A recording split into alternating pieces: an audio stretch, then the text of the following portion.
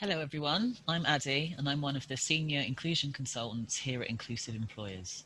Welcome to another episode of our Inclusion and Adversity video interview series where we focus on the amazing ways our members are supporting inclusion during the COVID-19 pandemic. The aim of these interviews is to share inspiring practice with our member organisations so that we can all continue to learn, develop our thinking and progress on inclusion.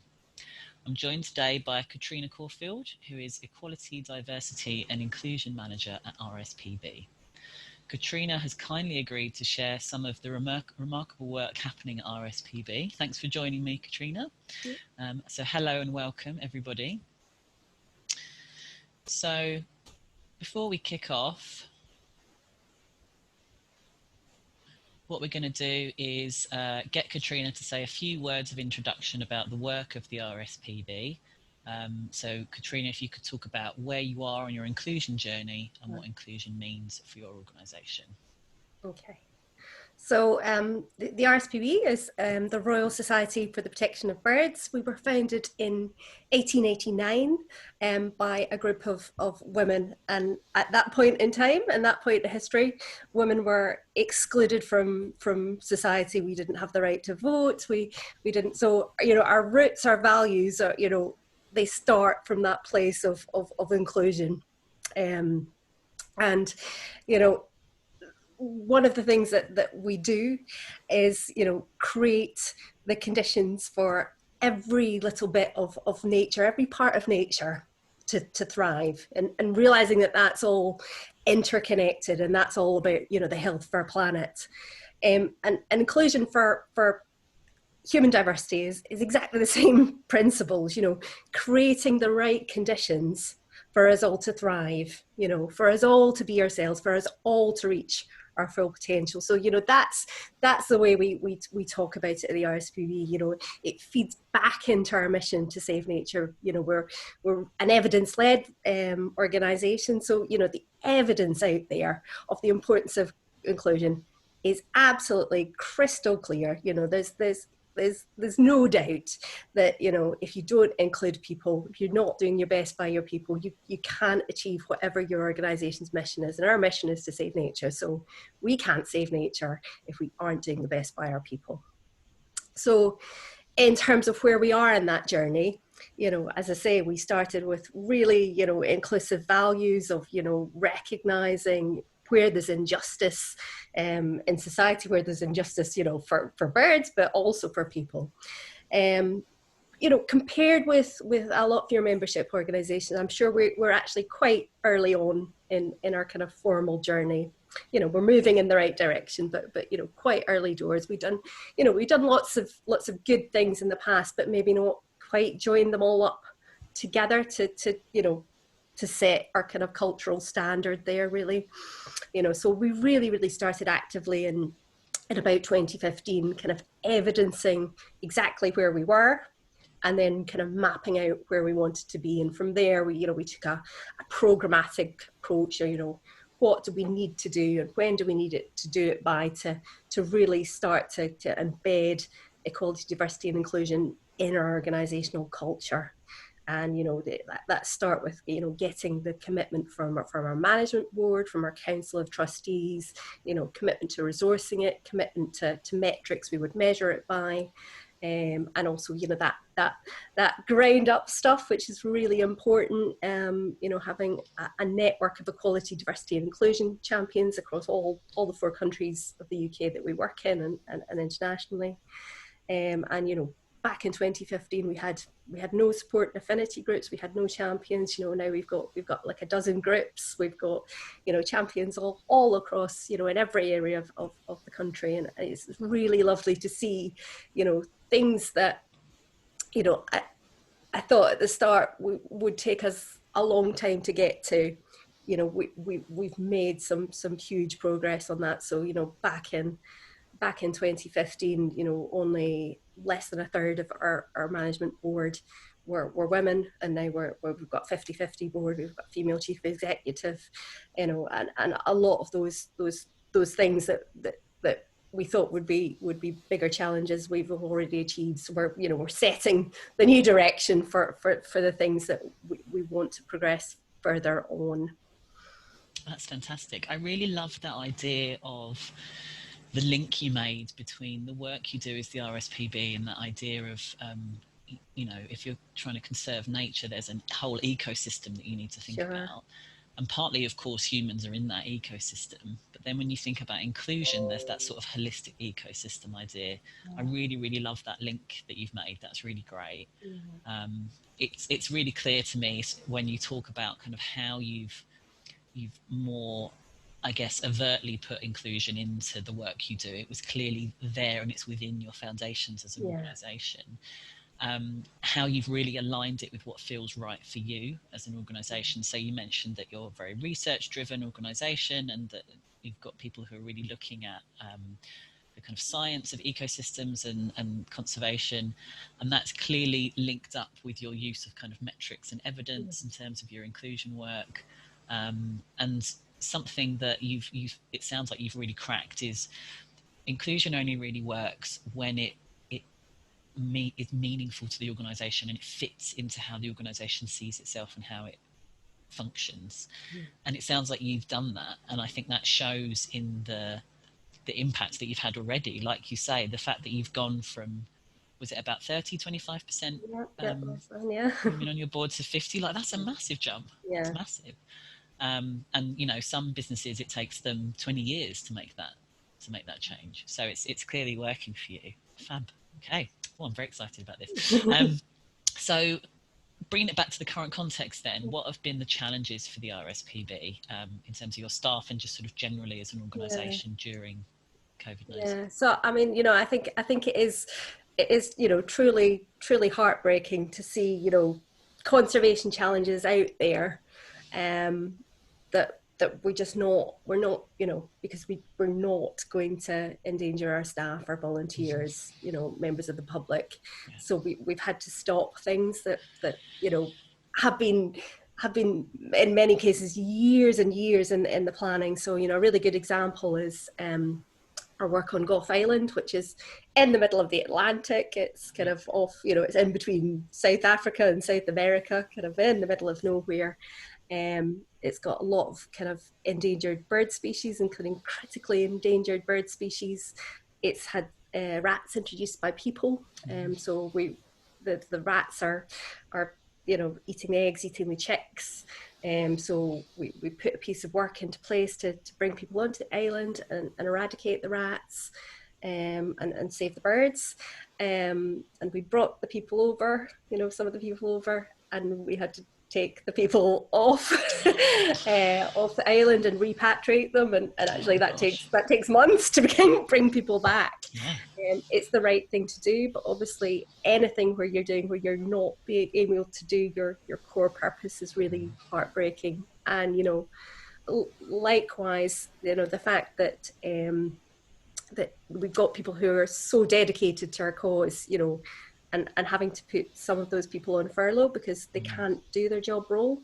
You know, that's heartbreaking for some of them because, you know, they really want to be doing it, but they can't. And likewise, the people who haven't been furloughed, trying to direct them and reassure them that we don't expect them to be busting a gut, you know, a million hours a day.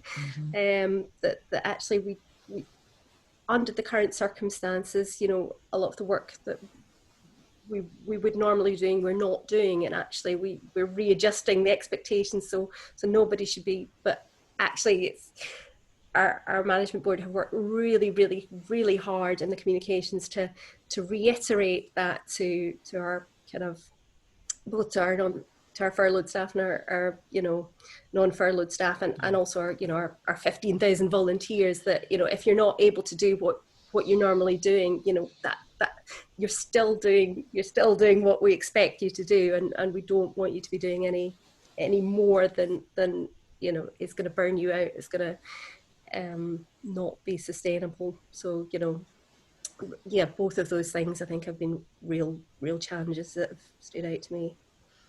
Yeah, and I think a lot of people have seen that, where, because, you know, often as humans, our job roles, sort of depending what they are, can be very firmly aligned to our sense of identity, our values, and especially with the sort of work that you do, you know, people will work for RSPB because they deeply care about the work that you do, and not being able to do that must be very, very difficult. But it sounds like you're trying to really communicate as much as possible that, you know, it's okay, we're on pause for now, we don't expect you to be doing anything else, we don't expect you to be, you know, desperately trying to cram your day full of things and burning yourself out. We weather this storm and then we carry on. Which I think is exactly the right message to be sending. So with that in mind then, those challenges, and obviously everyone's been facing challenges that are very similar to that, can you share some of the ways that you're promoting inclusion in adversity at RSPB kind of during this time? What sort of things are you doing? Well, you know, well-being is always something that's really, you know, something that particularly in the last few years we've really pushed hard on. You know, so we introduced an employee assistance program with, you know, that's open to our volunteers as well. That's open to the kind of their families. So it's, you know, done in a really inclusive way. We've got a network of mental health first aiders in every area, you know, in all of the places that we're working in for people to call on for that more individual support. But, you know, recognizing this, there are particular challenges and particular challenges that are particularly affecting different groups of people. At this time, we launched an initiative called RSPB. Be well. I never actually can say it, so you can write it fine. RSP Be well. And that's been about kind of you know, a series of kind of communications, you know, some from our management board, kind of launching a new Yammer group to you know, just chat through and share experiences, whether that's, you know, what people are doing because they can't do this thing that they were going to do. What are the alternatives that they can do? You know, people share baking tips, homeschooling tips. You know, people have been, you know, offering services to you know, to their colleagues through that network, and actually tracking some of those conversations, those questions that people are having, and putting that in kind of in the content and the stories on our intranet. So just you know, we've launched some content on supporting people through loss, and coping with a loss, some stuff around kind of managing anxiety, some stuff around, you know, how you can keep yourself safe and well through home working, you know, through your situation of being at home and working, and when people aren't used to that. So not just practical tips, but, you know, how people can take breaks and do all the things that they do. Some stuff around staying connected, and, you know, we've shared some lovely examples that we've had. So our Starlings, which is our LGBTQI plus group, they've been doing kind of virtual meetings online. Our menopause cafe and our parents and carers groups, which were just groups of people that met face to face, they've brought everything online. Our staff association, which is our union equivalent, every month, every May, they run a wellness month, and they've transferred all of their activity online, and actually, you know, all of those, you know, you might have thought that the level of activity might go down in this period, but actually, you know, it's a really full program, and that our kind of our prayer group, again, they've been able to kind of meet online, and we've talked about, you know, how people are overcoming those challenges, you know, during Easter, during Passover, during Ramadan, those really important times for people of faith. You know, how are they staying connected with their faith at this time? So yeah, all of those things, and as I say, kind of feeding that content into the kind of regular communications that are coming from our management board, you know, to all our staff, to our furloughed staff, our non-furloughed staff, our volunteers, you know, just putting out those messages about, you know, staying well, and making those appropriate to those audiences in a really kind of inclusive way. Fantastic. It sounds, I think what's been really kind of lovely about the lockdown is seeing how people have, in such a pressured situation, taken a really creative response to try and keep doing the good things. Yeah. So things like those cafes going online and people pulling together, and I think that's one of the kind of positive gems that's come out of this situation that we all need to try and keep hold of into the future, whatever the sort of future looks like, because it feels like everyone has really just pulled together to support one another, which is wonderful to see. It sounds like, from your perspective as an organisation, you've tried very hard to get good, clear messaging out, to make it clear that you're kind of giving people permission to look after themselves, to tap into what support they need. In terms of your volunteers, how do you communicate with them? Is it via email, or do they have an intranet? Yes. So some of it is via email. We did something really lovely actually on social media as well.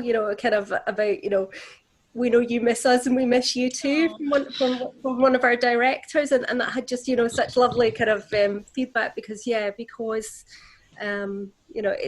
it's just for our volunteers, it's often a way of keeping their own kind of mental health, and absolutely, and things that kind of motivate them outside of the rest of their lives. So having that gap in their lives, and we've launched some things during this period, like a breakfast bird watch. So giving people that those opportunities to connect with nature on their doorstep, if they're fortunate enough to kind of have access to nature on their doorstep, of ways of connecting that, and actually also giving people suggestions of things that they can do if they don't have that. What are the things you can do on your daily exercise and stuff, because we know that for nature lifts our spirits, and a lot of people have testified of the importance of that during that period. So not only connecting our own employees, our own volunteers with that, but the wider public with that, and making sure that filters down to our staff as well. Oh, lovely. I love the idea of a breakfast bird watch. That's a great idea. It's been really so one of our kind of popular events during the year is this big garden bird watch that we do in January. But hey, we could do this all the time. We could do this all the time, because for a lot of people that's seeing nature doing its thing. When our circumstances are more limited, is it uplifts their spirits, and that's really, really important, and that's a way to connect us, isn't it? Yeah, and that kind of brings us back round full circle as we sort of finish up of that idea we were talking about at the beginning, of the sort of ecosystem of inclusion, and the way that everyone and everything is interconnected. And by taking that sort of view, or that approach, or kind of viewing it through that lens, it's clearly enabled you at RSPB to really think about reaching everybody, including the volunteers, because organisations that have a lot of volunteers, it can be quite tricky sometimes to reach them and communicate with them. And you've clearly just taken the view that we're all in this, we need to reach out and communicate with everybody and interconnect one another and support one another, for it to be as smooth a difficult time as possible, I suppose. It's sort of the best you can hope for. That's fantastic. Thank you very much, Catriona. Thank you for joining me. So what we're going to do is we're going to wrap up now.